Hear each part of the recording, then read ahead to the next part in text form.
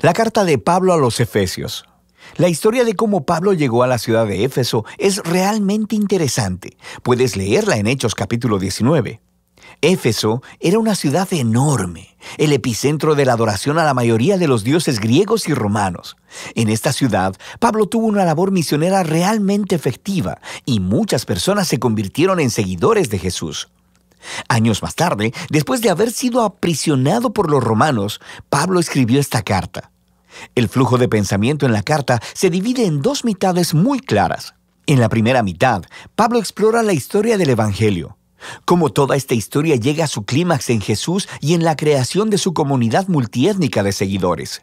La segunda mitad de esta carta se enlaza con la primera con la palabra pues, y aquí Pablo explora cómo la narrativa del Evangelio debe afectar cada parte de nuestras vidas, a nivel personal, en nuestros vecindarios, comunidades y familias. Así que profundicemos para ver cómo Pablo desarrolla todos estos temas. El capítulo 1 se inicia como un hermoso poema al estilo judío, donde Pablo alaba a Dios Padre por las cosas asombrosas que ha hecho en Cristo Jesús. Desde la eternidad pasada, el Padre determinó elegir y bendecir a el pueblo del pacto. Recuerda aquí la familia de Abraham y a Génesis 12, versículos 1 al 3. Y a través de Jesús, ahora cualquier persona puede ser adoptada en esta familia. La muerte de Jesús cubre aún nuestros peores pecados, nuestros peores fracasos, y encontramos en Jesús la gracia de Dios. De hecho, dice Pablo, la gracia ha abierto un camino completamente nuevo para nosotros entender cada parte de nuestras vidas.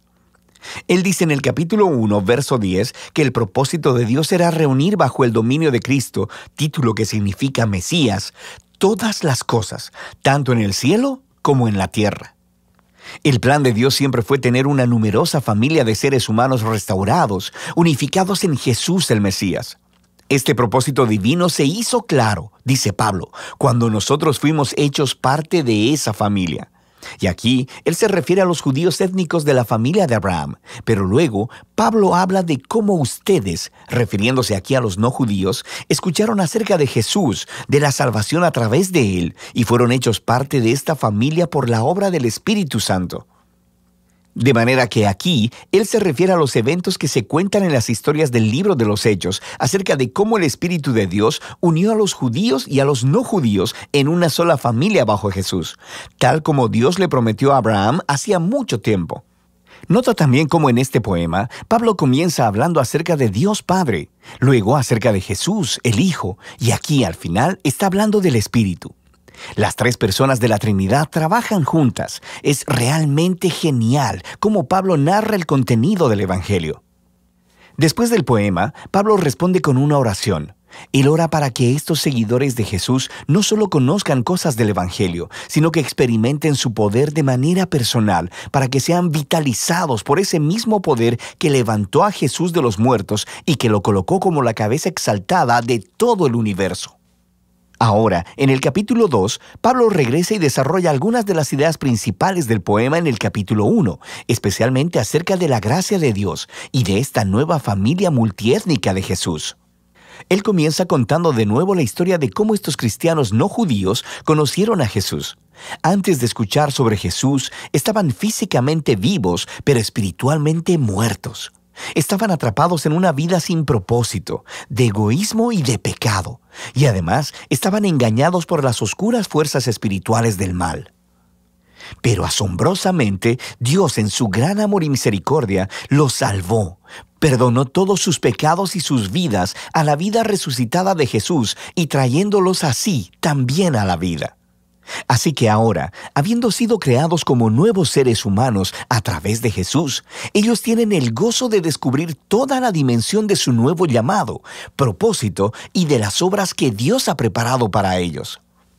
A ellos no solo les ha sido mostrada la gracia de Dios, sino que también han sido invitados a formar parte de una nueva familia. Antes de escuchar sobre Jesús, estas personas no judías no solo estaban apartadas de Dios, sino también estaban apartadas de su pueblo del pacto, la familia de Abraham. Y por una razón realmente práctica, los mandamientos del pacto del Sinaí formaban una especie de frontera alrededor de la familia del pacto. Eran como una barrera que mantenía alejadas a la mayoría de las personas no judías. Pero en Jesús, las leyes de la Torá han sido cumplidas y la barrera ha sido removida. Los dos grupos étnicos se han convertido, como dice Pablo, en una nueva humanidad unificada y que pueden vivir juntos y en paz. Así que Pablo continúa en el capítulo 3 maravillándose en el rol especial que pudo desempeñar para esparcir estas buenas nuevas a las personas no judías. Y aunque él está en prisión, le da gracias a Dios por la oportunidad que ha tenido de ver un gran crecimiento de la familia del pacto. Así que Pablo cierra la primera mitad de la carta con otra oración. Esta vez, él ora para que los seguidores de Jesús sean fortalecidos por el Espíritu de Dios para simplemente comprender y conocer el amor que Cristo tiene por su pueblo. La segunda mitad de la carta comienza con Pablo cambiando la marcha y empieza a retar al lector a que responda a la narrativa del Evangelio en la manera en que vive su vida. Así que empieza el capítulo 4 simplemente con la vida diaria de la iglesia. La iglesia es una gran familia, con toda clase de gente diferente, pero él enfatiza que todos ellos son uno, y uno es una palabra clave en este capítulo. Ellos son un cuerpo que está unificado por un espíritu, tienen un Señor, una fe, un bautismo y creen en el mismo Dios. Esta es mucha unidad. Sin embargo, dice Pablo, unidad no es lo mismo que uniformidad. Continúa explicándoles cómo la nueva familia de Jesús consiste de muchas clases de personas diferentes, pero todas son empoderadas por el Espíritu Santo, usando cada una sus talentos especiales y sus pasiones para servir, amarse unos a los otros y así edificar a la iglesia. Y aquí, él usa dos metáforas realmente geniales. Una es la de edificar la iglesia como a un nuevo templo, y la segunda, que todos los miembros se están convirtiendo en una nueva humanidad con Jesús como su cabeza. Y esta nueva humanidad es una metáfora que él seguirá desarrollando en los siguientes capítulos. Pablo reta a cada cristiano a despojarse de su vieja humanidad, como si fuera una ropa vieja, y vestirse de la nueva humanidad en la cual la imagen de Dios está siendo restaurada. Y luego, él continúa con una larga sección donde compara la nueva y la vieja humanidad. Así que, en lugar de mentir, los nuevos humanos dicen la verdad. En lugar de guardar el enojo, resuelven pacíficamente sus conflictos. En lugar de robar, los nuevos humanos son generosos. En lugar de chismear, animan a otros con sus palabras. En lugar de vengarse, los nuevos humanos perdonan. En lugar de satisfacer todo impulso sexual, los nuevos humanos cultivan el dominio propio de sus deseos corporales. En lugar de emborracharse, los nuevos humanos están bajo la influencia del Espíritu de Dios, y Pablo describe de 4 maneras diferentes cómo luce esta influencia. Las primeras 2 tienen que ver con el canto, cantar juntos y también cantar a solas. Y es muy interesante que lo primero que Pablo piensa acerca de cómo trabaja el Espíritu en las vidas del pueblo de Jesús es el canto y la música. La tercera señal de la influencia del Espíritu es estar agradecido en todo. Y la cuarta es que el Espíritu obligará a los seguidores de Jesús a ponerse por debajo de los demás y a considerar a los demás como más importantes que ellos mismos. Y Pablo desarrolla este cuarto punto, mostrando cómo funciona en el matrimonio cristiano. Tienes a una esposa que sigue a Jesús. Ella es llamada a respetar a su esposo y a permitir que él se haga responsable de ella. Y el esposo es llamado a amar a su esposa y a usar su responsabilidad para someter su agenda egoísta y priorizar el bienestar de su esposa por encima del suyo. Y Pablo dice que esta clase de matrimonio está representando la narrativa del Evangelio. Las acciones del esposo imitan a Jesús, su amor y autosacrificio. Las acciones de la esposa imitan a la iglesia, quien permite que Jesús la ame y la renueve. Luego, Pablo aplica la misma idea entre los hijos y los padres, y también entre los esclavos y amos. Pablo cierra la carta recordándoles a estos cristianos sobre lo real que es la maldad espiritual. Estos son seres y fuerzas que tratarán de socavar la unidad del pueblo de Jesús y dañar su nueva humanidad. Así que Pablo los reta a permanecer firmes y a vestirse de una armadura metafórica, la cual él describe en detalle. Y Pablo extrae todas estas piezas de armadura del libro de Isaías y de cómo Isaías describió al rey mesiánico. Así que ahora, como seguidores del Mesías, debemos hacer nuestros los atributos del Mesías, ya que formamos el cuerpo de Jesús. De manera práctica, creo que Pablo quiere que los cristianos empiecen a formar nuevos hábitos, utilizando la oración, las escrituras y nuestras relaciones de los unos con los otros para proactivamente ayudarnos a crecer y a madurar como seguidores de Jesús. Y esa es la carta a los Efesios, una muy poderosa. Es aquí donde Pablo resume toda la narrativa del Evangelio y muestra cómo esta narrativa debería moldear cada parte de la historia de nuestra vida.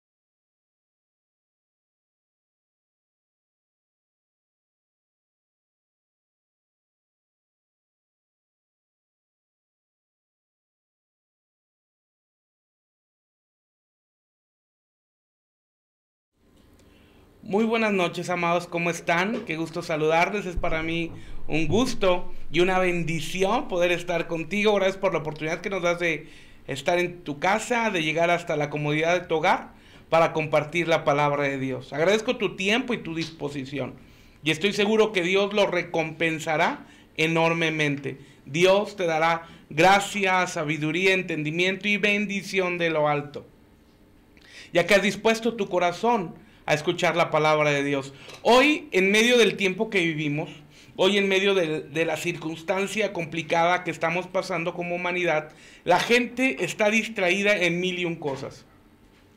Desafortunadamente, sus ojos, e insisto, desafortunadamente sus ojos están puestos en las situaciones humanas y están siendo presas del temor, están siendo presas de la depresión, están siendo presas de la tristeza, de la ansiedad y de tantos sentimientos que afectan profundamente el corazón de las personas.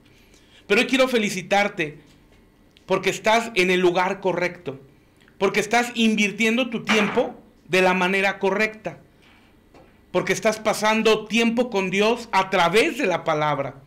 Y esto es una siembra que tú haces que dará mucho fruto en su tiempo. Así que yo te invito a que tú seas un instrumento de bendición, compartiendo la palabra del Evangelio. Quizás tú puedas decir, pastor, es que yo no sé hablar, no sé qué decir. Bueno, tienes varias maneras en las que podemos ayudarte a que puedas compartir la palabra. Número uno es que puedas compartir este video en tus diferentes redes sociales, así como los diferentes videos que compartimos día con día. Igualmente, yo todos los días de lunes a sábado envío un mensaje, un devocional que se titula Mi Diario Maná. Cada uno es un tema diferente y es una palabra de aliento dirigido a las personas que conocen a Dios, pero también dirigido a las personas que no conocen a Dios. Si tú no recibes este devocional, envíanos un mensaje y con gusto nos ponemos en contacto contigo para que puedas recibirlo, puedas recibir esa bendición y puedas bendecir a otros compartiendo el mensaje. Así que hay multitud de maneras, amado, para que tú puedas ser un instrumento de Dios en este tiempo. Algo que es determinante, amado, es que esta pandemia puede ser el socavón para muchos, la tumba para muchos en todas las áreas ministeriales, económicas, sociales, anímicas, o puede ser la catapulta que Dios use para que veas la gloria de Dios. Todo es dependiendo de tu fe, porque tu fe te va a llevar a tomar las actitudes correctas. Tu fe te va a llevar a tomar las determinaciones correctas, aún en medio de cualquier situación. Porque debes de estar de acuerdo conmigo que nuestra fe no se afecta por las situaciones. Nuestra fe influye sobre las situaciones. A pesar del ya tan largo tiempo que llevamos en cuarentena, y sobre todo aquí en México y en algunos otros países de Latinoamérica, gracias a Dios no en todos, pero que se ha prolongado este tiempo, tienes la oportunidad gloriosa de ser un mensajero del Evangelio de Jesús.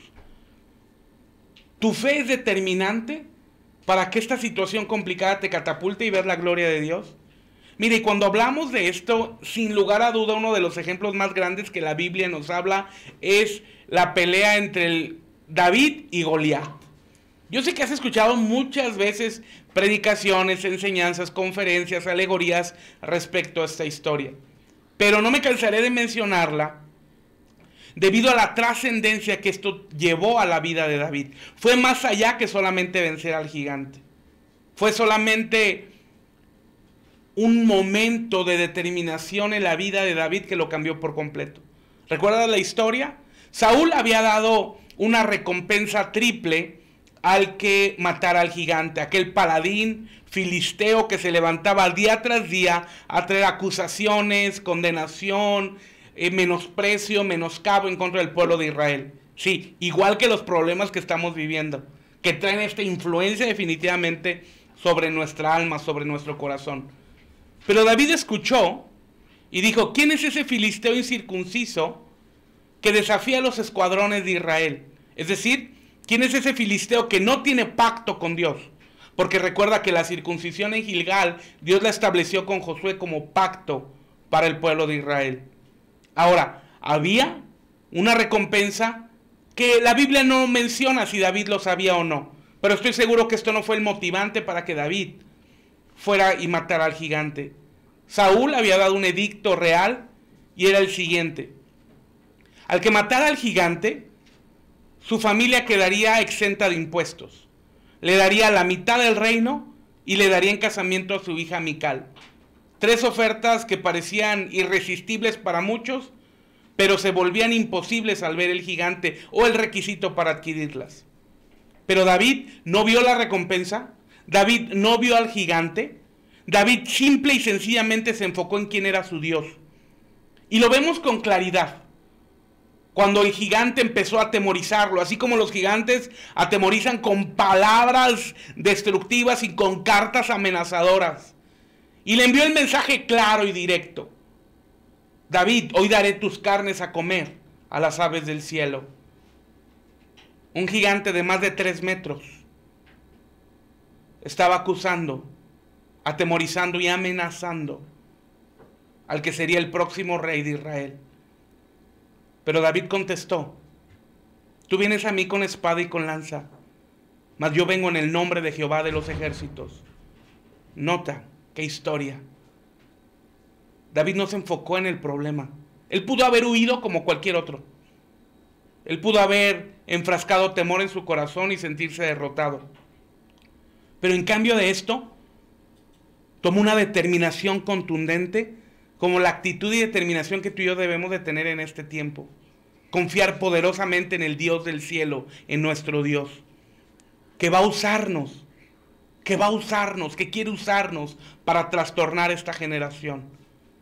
David tomó sus 5 piedrecitas, su honda, intentó andar con la armadura de Saúl, pero no pudo andar, ya que él no estaba acostumbrado a caminar con esa armadura tan pesada. Y una situación clara que podemos ver, amados, es que no es en esfuerzo propio, no es en las maneras humanas. Dios, en definitiva, te usará y me usará en sus maneras y bajo el poder del Espíritu Santo. Lo único que necesitamos es determinación. Lo único que necesitamos es convicción. Lo único que necesitamos es estar seguros de en quién hemos creído. Ahora, ¿qué te aflige? Confía en tu Dios. Yo sé que muchos de ustedes que nos están viendo a lo largo de todo Iberoamérica están pasando momentos de tristeza y de depresión. Y que este gigante Goliat se llama ansiedad, tristeza, desánimo y demás conflictos emocionales. Yo no quiero minimizar en este momento tu problema. No quiero minimizar tu conflicto, no quiero minimizar la causa por la cual estás en un problema emocional. Pero hoy sí quiero invitarte a que puedas levantarte en medio de la situación que estás viviendo. Yo sé que muchos de ustedes, a causa de esta situación emocional, no tienen ganas de hacer nada. Que fue un esfuerzo tremendo darle clic para seguir esta conferencia. Pero Dios te trajo. Pero Dios te dio la fuerza para hacerlo. Lo que para muchos sería una cosa tan sencilla, para ti se ha vuelto una situación complicada, compleja y quizás la más grande de tu vida. Dios tiene el poder para sacarte adelante. Dios tiene el poder para ayudarte a vencer. Sin importar las veces que hayas tropezado, Dios es un Dios de misericordia que está dispuesto a levantarte una vez más, sacudirte el polvo y decirte vamos a comenzar de nuevo. Y a medida que tú y yo dispongamos nuestro corazón, el Señor nos está esperando con los brazos abiertos. Y tan es así que Dios envió su Espíritu Santo para que estuviera con nosotros.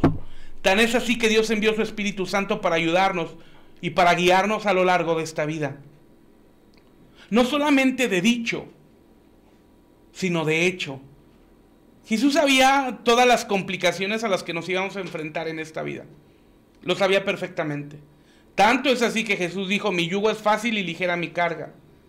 Tanto que Jesús dijo, en esta tierra, en esta vida tendrán aflicciones, pruebas, dificultades, pero no se preocupen, yo he vencido al mundo. O sea, traducido a nuestros días significa, tranquilo, yo entiendo lo que has pasado, yo voy a vencer lo que has pasado, solamente tienes que creer en mí, que yo te ayudaré, yo te daré la fuerza, yo te daré la certeza, yo te daré la convicción para que te levantes y seas un vencedor. Amado, Dios no te diseñó para que vivas en fracaso.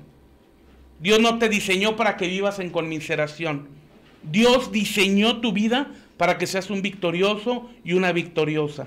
Ahora, esto no es una cuestión positiva. Simple y llanamente es la palabra de Dios. La Biblia dice que Dios te lleva de gloria en gloria, de victoria en victoria. La Biblia dice de David que Dios le daba victoria donde quiera que iba. Y Dios te dará victoria aún en medio de esta pandemia. Solamente necesitas creer. Solamente necesitas abrazar la fe. Solamente necesitas abrazar al Señor. Solamente necesitas abrazar tu convicción en la palabra de Dios. ¿Has oído que muchos caminos llevan a Roma? Hay un dicho muy conocido. Bueno, este dicho no es tan preciso. Hay un solo camino que nos lleva a Dios y es Cristo Jesús. Es tiempo para que tú y yo nos acerquemos a Él y Él nos llevará a buen puerto. Amado, Él está cerca contigo. Amado, Él está cerca de ti en este momento para ayudarte a vencer todos los problemas emocionales. Él está cerca de ti en este momento para ayudarte a echar fuera toda depresión y tristeza. Basta que tú creas y te arrojes a los brazos de Jesús. Abras tus ojos y te des cuenta que el día de mañana también saldrá el sol. Y te des cuenta que Dios te da la capacidad, el poder para que salgas adelante, te sacudas el polvo y sigas caminando, porque te queda mucho tiempo. Dios no te diseñó para que vivas en fracaso. Algunos de ustedes pueden preguntarse, pastor, pero por mucho tiempo he vivido en fracaso y mi pasado ha sido un fracaso en sí mismo. Tu pasado no debe determinar tu futuro. Por eso insisto, independientemente de las caídas que hayas tenido, de los fracasos y las derrotas que hayas pasado, Dios tiene el poder para ayudarte a salir adelante. Dios tiene el poder para darte victoria en medio de las situaciones complicadas de la vida. Dios tiene el poder para ayudarte a ser un vencedor. Si tú tienes hijos y estás en depresión, tienes generaciones que te siguen. Y que es determinante que tú seas un ejemplo positivo y de bendición para ellos. Pero la pregunta existencial del millón es, ¿y cómo hacerlo? Jesús en su palabra nos da los ejemplos de vida. No necesitamos voltear ningún método humano, no necesitamos voltear a ninguna manera filosófica, psicológica, para seguir un ejemplo. Basta seguir a Jesús y Él nos llevará a la victoria. Ahora, tú puedes decir, bueno, a Dios no lo veo. Y es evidente, pero quiero recordarte dos cosas. La primera, el Dios invisible se hace visible a través de los milagros que hace. Número uno. Número dos, nos tienes a nosotros como familia para ayudarte. Si estás pasando tristeza o depresión, si estás pasando desánimo o ansiedad, o cualquier tipo de problema emocional, mándanos un mensaje, queremos ayudarte, no estás solo. Gracias a Dios, en medio de esta pandemia, Dios permitió la creación de las redes sociales, de las plataformas que usamos para estar en comunicación. que hoy, a pesar de los kilómetros de distancia, podemos estar tan cerca como un clic. Por esto me atrevo a decirte que podemos ayudarte. Porque a pesar de los kilómetros y kilómetros que puedas estar en cualquier parte de Iberoamérica o en cualquier parte del mundo, basta que nos conectemos frente a un dispositivo, un teléfono, una tablet, una computadora, y estaremos platicando como si estuviéramos a 1 metro de distancia. Basta que tomes la decisión de querer cambiar las circunstancias. Quizás no las ganas, porque por causa de la depresión y el desánimo las ganas se han ido. Pero que puedas tomar la decisión a causa de la esperanza que tenemos en Cristo de que las cosas van a cambiar. Porque más que una emoción, Dios nos lleva a tener una determinación en fe. Y esta nos ayudará a salir adelante. Así que, amado, ánimo. Así que, amada, ánimo. Dios está contigo para ayudarte a salir adelante. No tienes que seguir sumergido en la depresión, no tienes que estar más escondido en la tristeza, no tienes que estar llorando noche tras noche a causa de los problemas que no puedes resolver. En este tiempo Dios quiere traer libertad a tu alma, libertad a tu corazón, de toda tristeza, toda depresión y todo desánimo. Dios nos lleva a los desiertos con el propósito de mostrarnos su palabra, de mostrarnos su poder y de mostrarnos su gloria. Dios no te lleva a los desiertos para destruirte. Y regresando a la historia de David y Goliat, tenemos que considerar que Goliat no llegó a la vida de David o a la vida de Israel para destruir ni a Israel ni a David. Goliat fue enviado, o Dios permitió que llegara, dependiendo de la perspectiva que quieras verlo, con el propósito de promover a David a otro nivel. Así que, amado, el desierto que estás viviendo es la promoción de Dios para llevarte a un nuevo nivel. Un nuevo nivel de fe, un nuevo nivel espiritual, un nuevo nivel en tus relaciones, un nuevo nivel en tus emociones, un nuevo nivel interpersonal. Basta que puedas ver lo que Dios hace. Hasta aquí, amados, la tristeza, hasta aquí la depresión. Basta ya de la depresión, basta ya del desánimo. Ese no es tu diseño original. Yo sé los pensamientos engañosos que vienen al corazón que dicen no lo lograrás. Yo sé los pensamientos engañosos que dicen en tu corazón no serás un vencedor. Pero hoy, de lo profundo de mi corazón te digo, eres un vencedor y eres un victorioso. Porque Dios tiene planes de bien para ti. Porque Dios tiene planes de bien para ti. Porque Él te ama. Y Él envió hace 2000 años a Cristo por ti, a morir por ti. Y si Él envió a Cristo a morir por ti hace 2000 años, significa que con Él te dará todas las cosas. Y esto incluye la libertad de tu depresión, la libertad de tu desánimo, la libertad de toda aquella situación que no te deja vencer y que no te deja crecer. Hoy es tiempo de romper ya las cadenas. Hoy es tiempo de romper las ataduras. Hoy es tiempo de creer en Jesús. Amén. Gloria al Señor. Vamos a continuar con el tema, amado, que hemos estado tratando en las últimas semanas respecto a los 12 desiertos. Hoy terminamos ya el tema de el desierto de Sinaí. Hoy terminamos. Y voy a hacer un resumen muy breve para poder entrar en la parte final del tema. Gloria al Señor. Recordemos que Sinaí significa arbusto, por causa de la zarza que Moisés vio y no se consumía. Aleluya. Ahora, desde donde Dios le llamó para salvar a su pueblo. Este es el tercer desierto que hemos estudiado. Y en este primer encuentro de Dios con Moisés, se da inicio a una relación entre Dios y su siervo Moisés que perduró por siempre, prefigurando el principio de la unión con Cristo. En este desierto el pueblo de Dios estuvo por cerca de 2 años. El tercer principio fundamental es unión con Cristo para establecerlos en Él. Y Dios, en su gracia, en su misericordia, va a usar una disciplina maravillosa que es la disciplina de la palabra de Dios.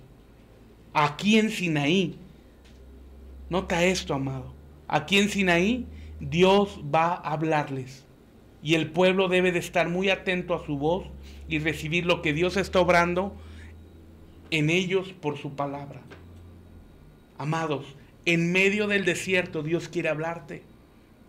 En medio del desierto Dios quiere hablarte. No hay más tiempo de silencio, como pasó en el tiempo del último profeta del Antiguo Testamento hasta antes de la venida de Cristo. No más silencio. En medio del desierto Dios ha dado la provisión necesaria para que tú seas un vencedor. En medio del desierto Dios ha dado la provisión preciosa para que tú seas un victorioso.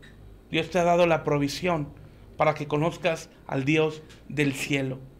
Aquí en medio del desierto Dios va a hablarte. Aquí en medio del desierto Dios va a proveerte. Aquí en medio del desierto Dios va a derramar su gracia para darte el alimento en su palabra que necesitas para fortalecerte y seas un vencedor. Hemos estudiado ya los 9 principios que Dios nos enseña, o los 9 aspectos que Dios nos enseña en Sinaí. Número 1, platicamos que el primer principio que Dios establece es establecernos en el temor de Dios. Y cuando hablamos del temor de Dios es, amado, que Dios va a dar 3 beneficios al ser establecidos en el temor de Jehová. Número 1, protección. Número 2, reposo. Y número 3, seguridad. En segundo término, en Sinaí Dios da los 10 mandamientos como principios universales de sabiduría.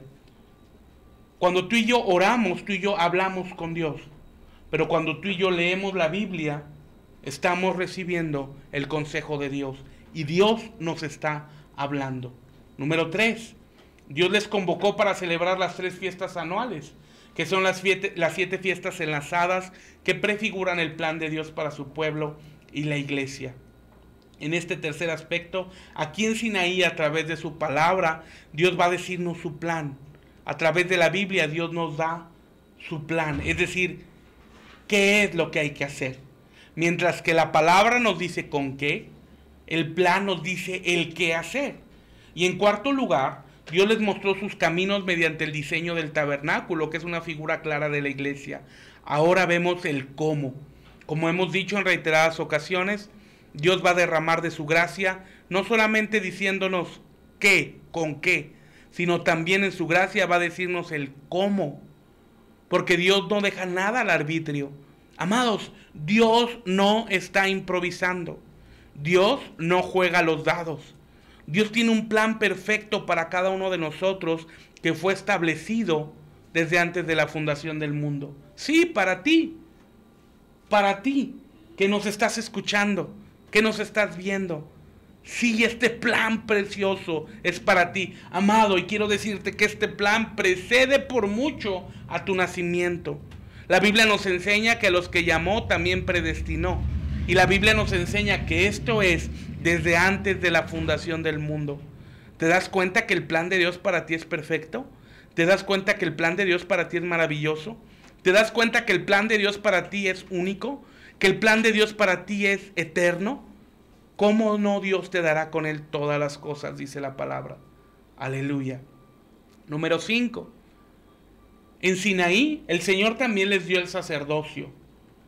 Les dio las vestiduras, sus responsabilidades y los sacrificios, que es tipo de la obra de Cristo en la cruz, en nuestro presente.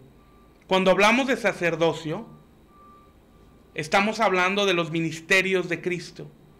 Estamos hablando de los 9 ministerios que el Señor estableció. Apóstol, profeta, evangelista, pastor y maestro, ancianos, diáconos y ayudas y gobernaciones. Esto es para la perfección del cuerpo de Cristo. Mientras que hablamos de vestidura, estamos hablando de los 9 dones del Espíritu Santo que están en 1 Corintios capítulo 12. Cuando hablamos de las responsabilidades, nos va a hablar de las áreas de funcionamiento de cada uno de los ministerios. ¿Cuáles son las áreas operativas para que los ministerios sean delimitados? Un ministerio no establece sus áreas ni sus limitaciones. Un ministerio es delimitado por lo que Dios estableció en su palabra. Y esto lo podemos ver con claridad en las cartas del apóstol Pablo, en sus 3 cartas pastorales, Timoteo, Tito y Filemón. Aquí vamos a encontrar las características de un verdadero y genuino ministro. Tú vas a encontrar que la Biblia nos enseña que hay 16 características para un ministro. Esto es asombroso, amado. Hay 16 características de un ministro, pero cabe señalar que de estas 16 características, 14 tienen que ver con carácter y solamente 2 con habilidad. Y las 2 que son con habilidad es, número 1, marido de una sola mujer, y número 2, que tenga en sujeción su casa. De ahí en más, las características son de carácter. En otro tiempo estudiaremos más a detalle esto. Cuando hablamos de responsabilidades, como mencioné, nos habla de las operaciones, de las áreas operativas de los ministerios. Y los sacrificios, que es tipo de la obra de Cristo, nos habla del caminar cristiano, amado.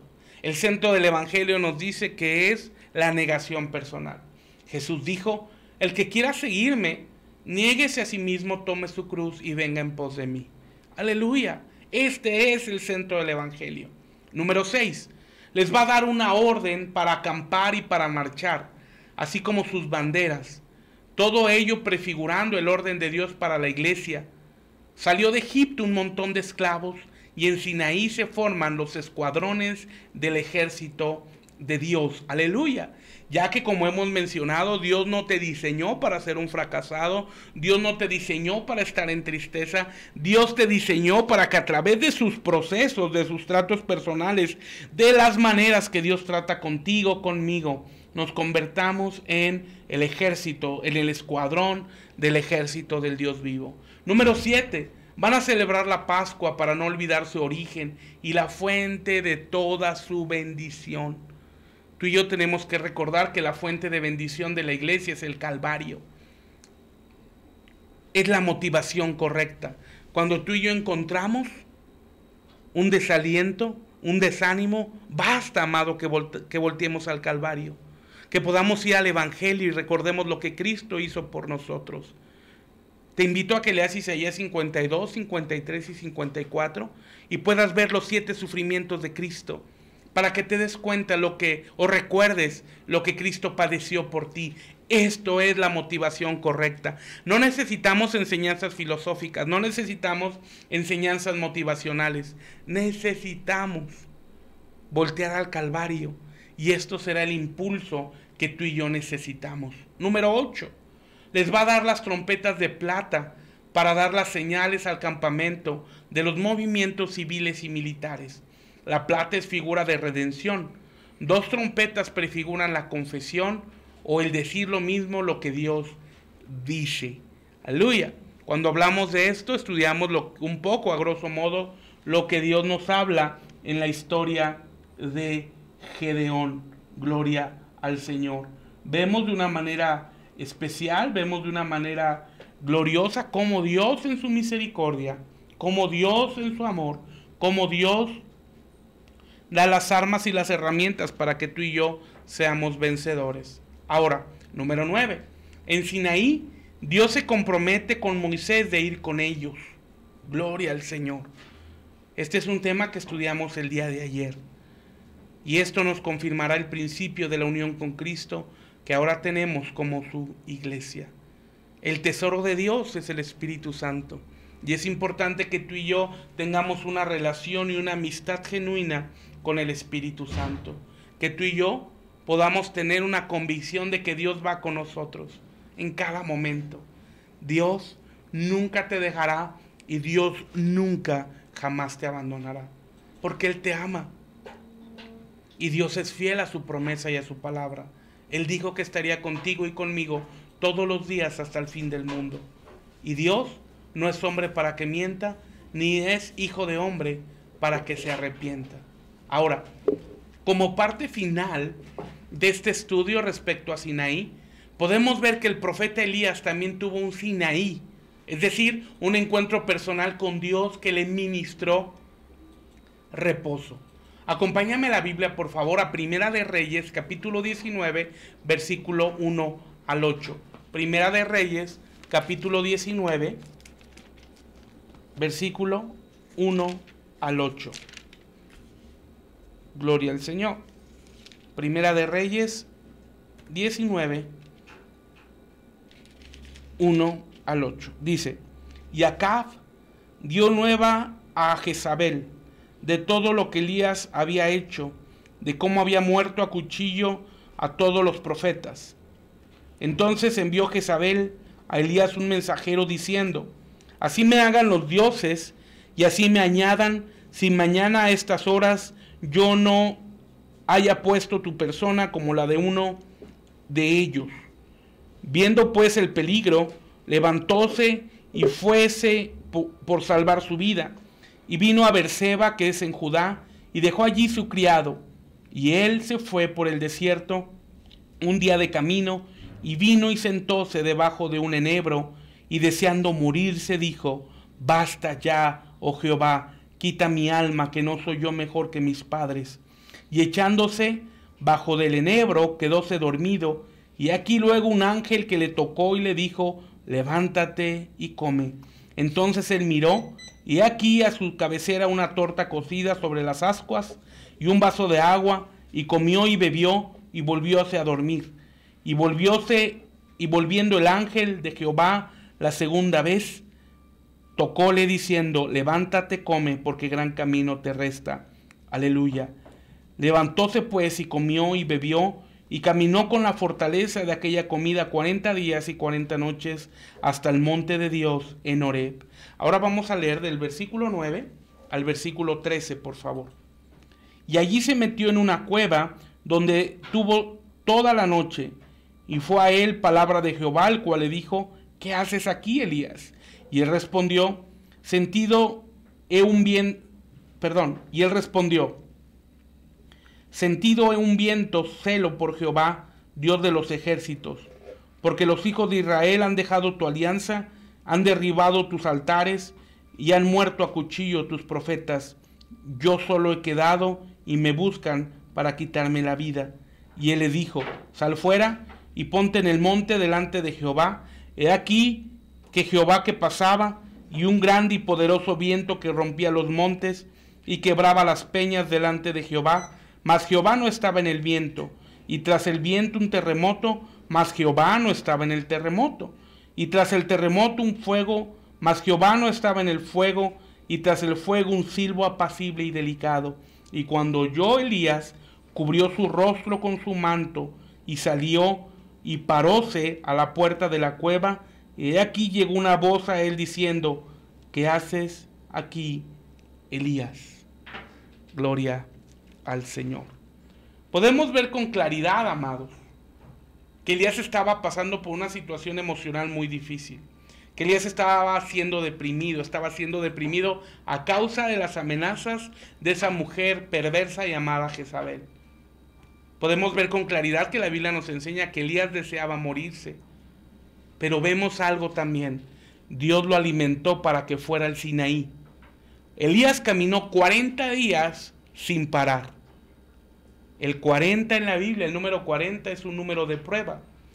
Las manifestaciones que Elías vio en Sinaí prefiguran la obra del Espíritu Santo. Nota, el viento recio, el terremoto, el fuego.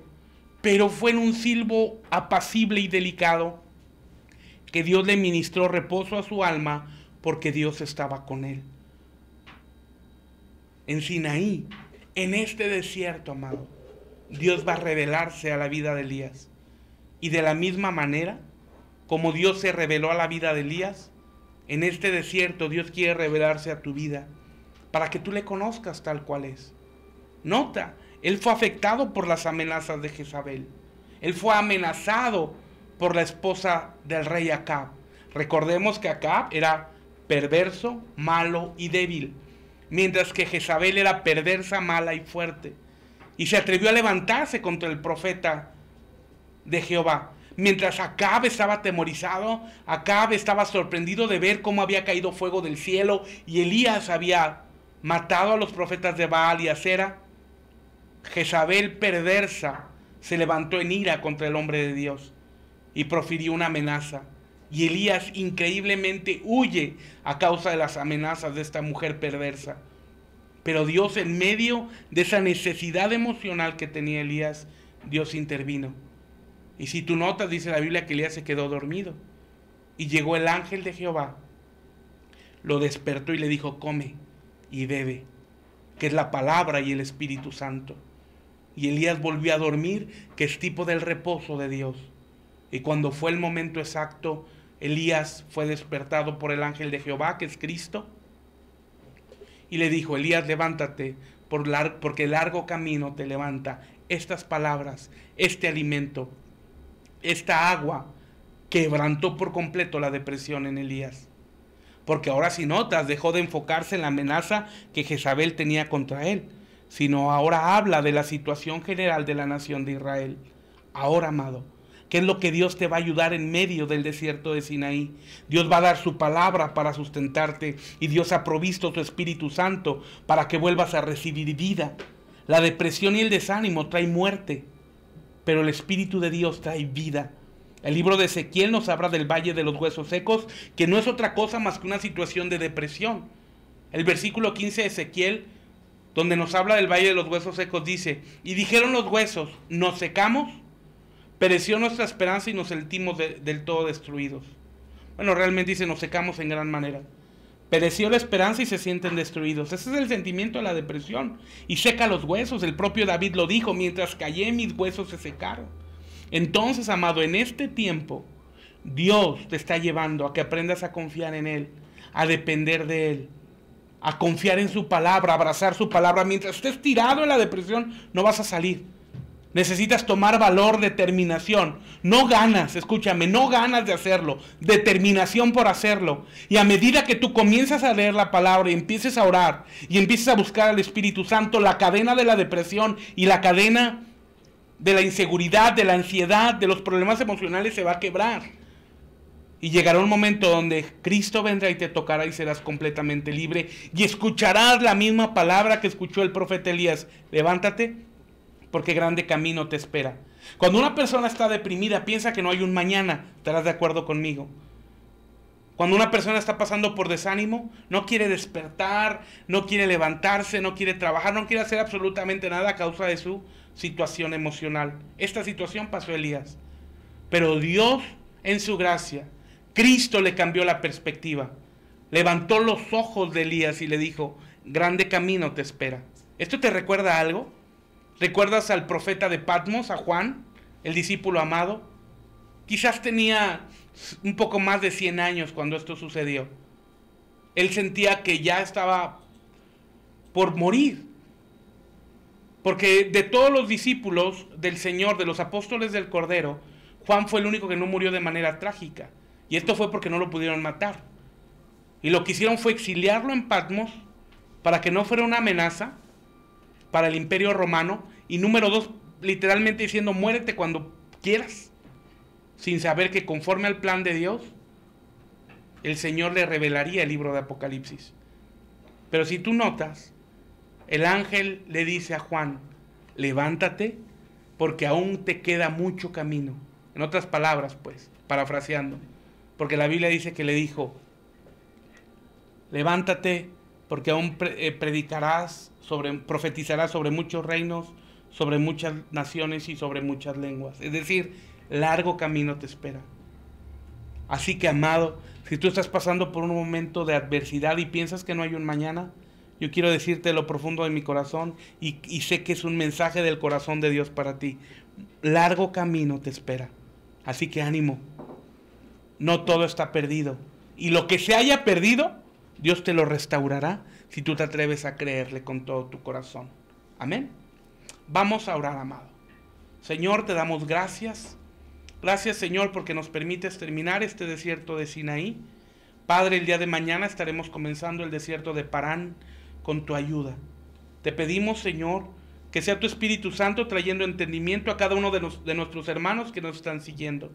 A cada uno de nuestros hermanos, Señor, que están llevando a cabo esta enseñanza, que la están obedeciendo, sabiendo que a través de tu Espíritu Santo, tu palabra está trayendo libertad a nuestra alma y la depresión y la tristeza nos está dejando. Padre, ayúdanos, fortalécenos, Señor, en el nombre de Jesús. Padre, que a través de tu gracia podamos ver tu gloria sanadora, tu gloria libertadora. Ayúdanos, Señor, en el nombre de Jesús. Amado Espíritu Santo, en ti confiamos. Amado Espíritu Santo, en ti descansamos. Amado Espíritu Santo, en ti reposamos. Guíanos, Señor, a toda verdad. En el nombre de Jesús. Amén, amén y amén. Aleluya. Amados, muchas gracias por acompañarnos en este episodio de Aposento Alto. No olvides compartir este mensaje con todos tus contactos para que sea de bendición a ellos también. Recuerda, te saluda a tu amigo el pastor Job Rodríguez. Y el día de mañana nos vemos en otro episodio de Aposento Alto. También quiero invitar a todos los hermanos, a los amigos que están escuchando este mensaje, que sea sensible a Dios. Y si Dios pone en tu corazón enviarnos un donativo, envíanos un mensaje para decirte cuál es el proceso para realizarlo.